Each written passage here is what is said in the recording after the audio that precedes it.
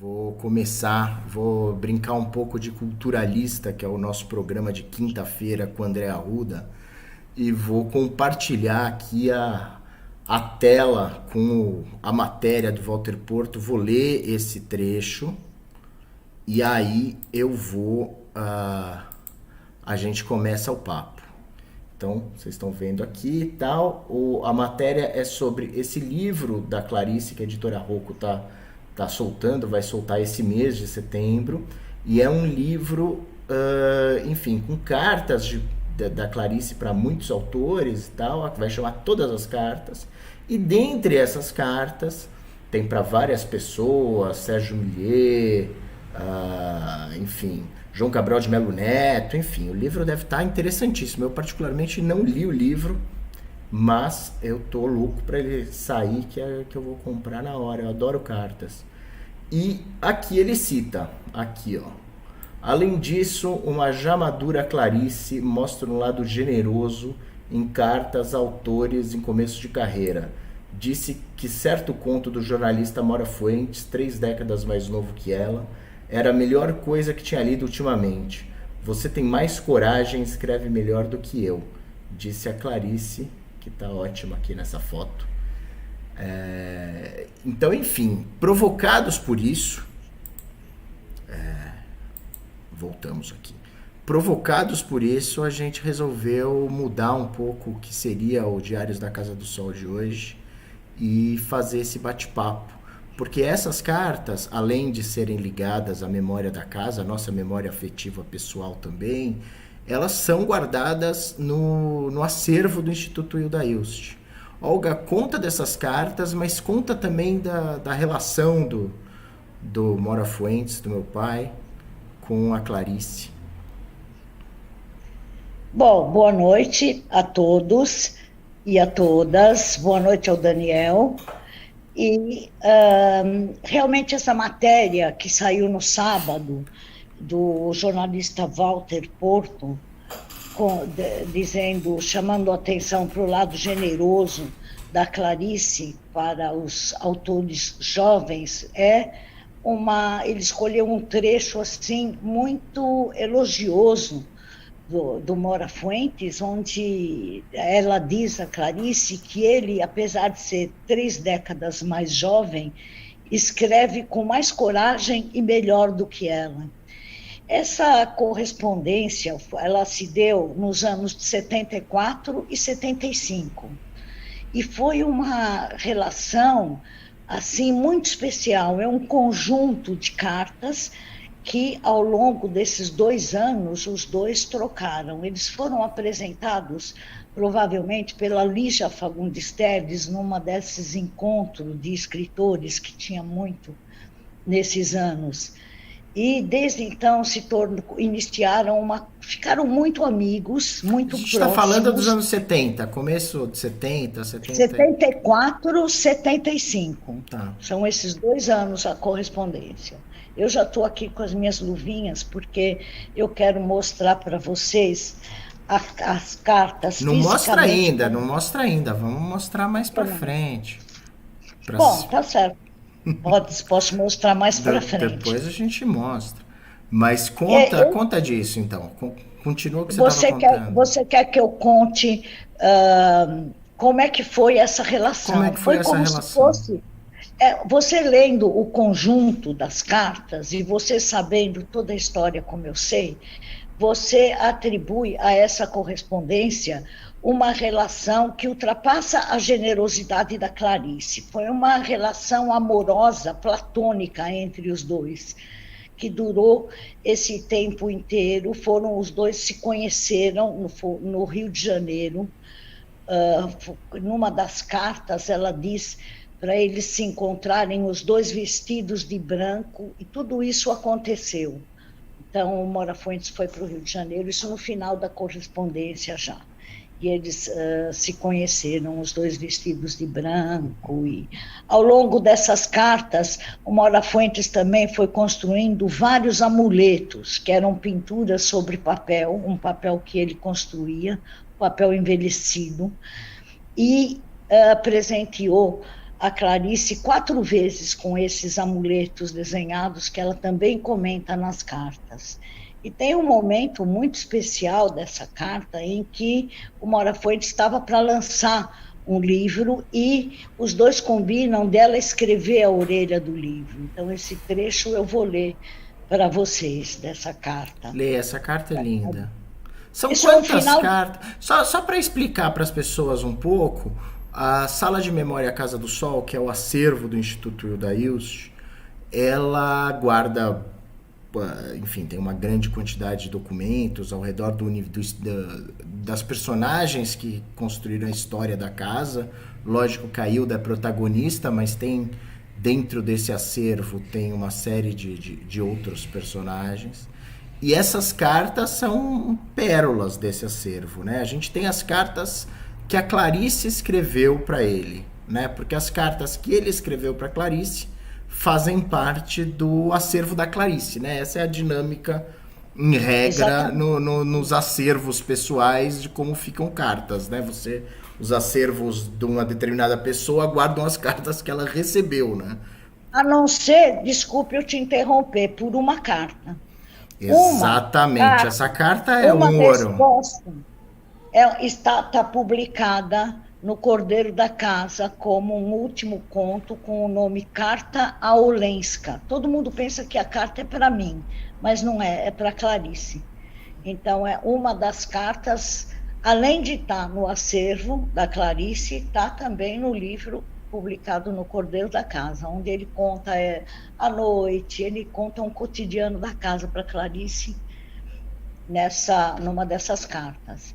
Então, essa especial da orelha, eu vou ler o final só para vocês, onde ela diz assim: olhe, Moura Fuentes, que Deus te abençoe, mas falta um terceiro quadro, porque, como eu disse para vocês, ele presenteou a Clarice 4 vezes, cada uma dessas vezes um quadro que eles chamaram de amuleto. Então, ela diz aqui: falta um terceiro quadro. Quer fazer um para mim?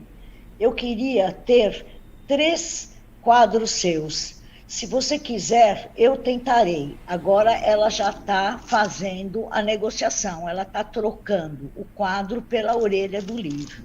Os dois estão fazendo um negócio. Se você quiser, eu tentarei. Não sei se sei fazer, nunca fiz, isso entre parênteses. Você vai publicar lá para setembro, e eu tentarei fazer a orelha de seu livro de contos. Acho que você vai publicar lá para setembro. Desculpa, eu tive um probleminha aqui, me atrapalhei. Está bem, mas juro que não sei se sei fazer. Sempre me recusei. Mas no caso do agora, o seu, eu tentarei. Começo assim: Deus do céu, pois não é que surgiu um escritor que brilha como uma estrela que se espatifa em faíscas? Esse seria o início da orelha. Se tudo isso, o que estou escrevendo, acontecer, guarde essa minha primeira frase para eu escrever a orelha, porque eu não tenho memória. Quero muito o seu terceiro quadro, você poderia fazer? E quando você vier me ver, antes me avise, porque eu posso estar viajando. E me telefone, meu telefone é 237-6792. Eu tenho a impressão de que vou receber você vestida de branco, como eu falei. Quem é você? Você é deste mundo? É palpável? É monge? Escreva-me, estou esperando. Aí ela assina, Clarice. Essa parte da tilografada. Essa primeira parte da tilografada, mas com várias coisas riscadas, corrigidas, por isso, inclusive, que eu me atrapalhei na leitura.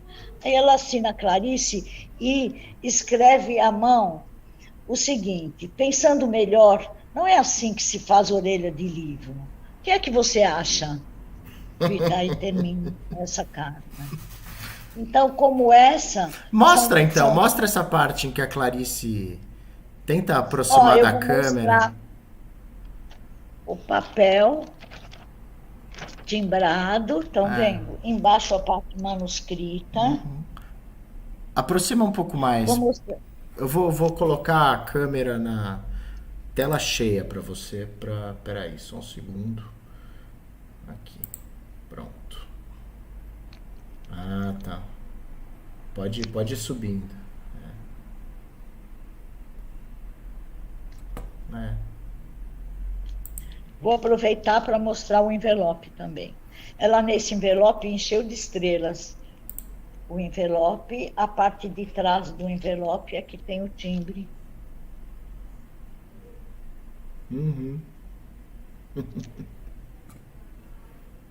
Então, eles tiveram essa relação que durou esse tempo, foi no final mesmo da vida da Clarice. E nesse tempo eu estava em Israel. E eu também estava tendo uma correspondência com o Mora Fuentes. E ele mandava para mim, junto com as cartas, vários livros da Clarice. Eles estavam muito envolvidos por uma admiração mútua. E um dos livros que eu me lembro, que eu recebi, que eu fiquei muito apaixonada, foi aquele livro Água Viva. Nunca esqueço, maravilhoso, Clarice Lispector.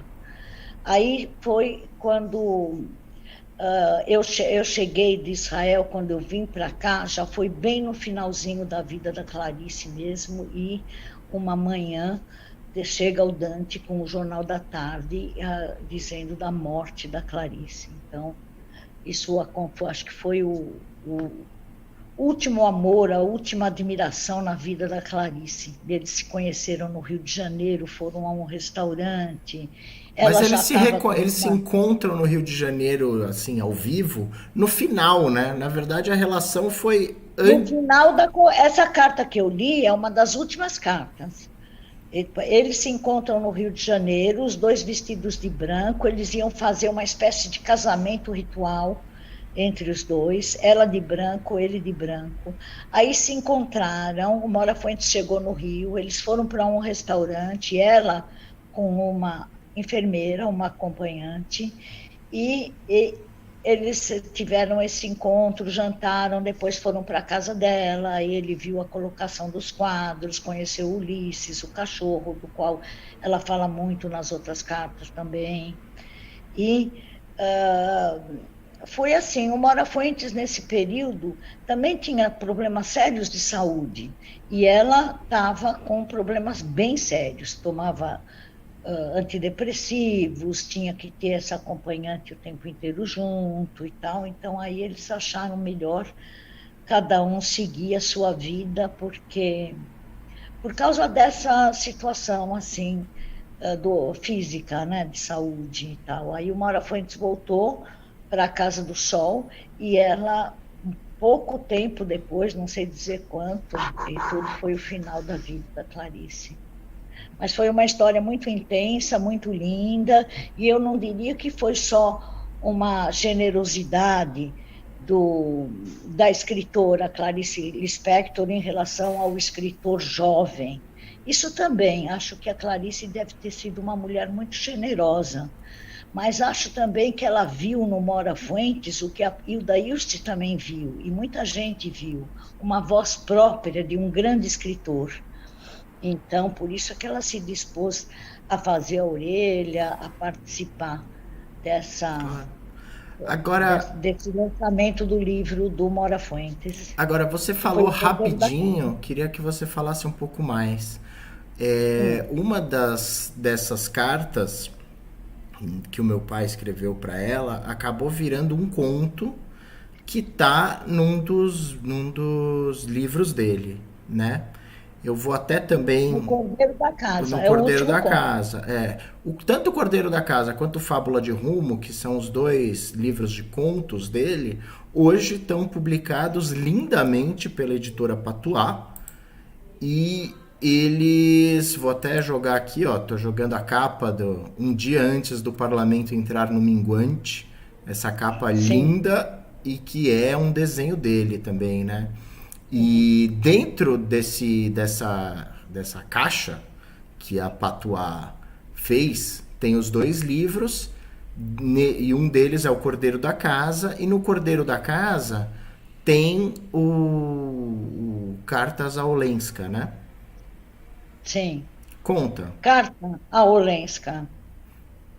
Conta. É uma carta, eu vou abrir aqui para falar para vocês. É uma carta de 12 de agosto, o mês que nós estamos, só que de 1974. Ah, Ele só, escreveu. só um detalhe. Quem se interessar pelo livro, aqui embaixo na descrição tá o caminho para encontrar esse livro na editora Patuá, saber mais, enfim.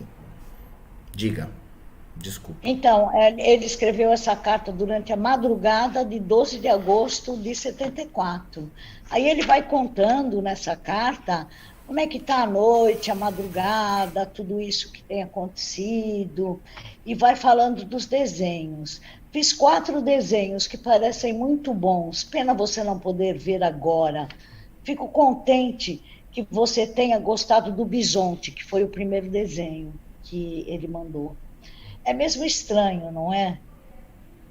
Quando eu disse que poderia estar escrevendo péssima literatura, eu quis dizer também que escrever cartas como literatura é uma coisa horrível. A literatura é horrível. Aliás, ando desesperado para terminar o livro e descansar um pouco. Está e não está pronto. Gostaria que os contos mantivessem uma remota unidade de romance. Cada conto seria um fragmento, o mesmo instante do personagem, com o ângulo de visão ligeiramente modificado, prismas diferentes, presente, passado, confissão ou sonho. Estou desesperado atrás de uma unidade para fechar o livro.